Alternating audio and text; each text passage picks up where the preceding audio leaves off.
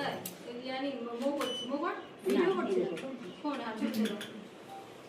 আরে এই পাশে চলে এসো না এই পাশে ফাঁকা আছে চলে এসো ফ্যানটা দাও এবার আচ্ছা প্রদীপটা কি সরিয়ে নিব হ্যাঁ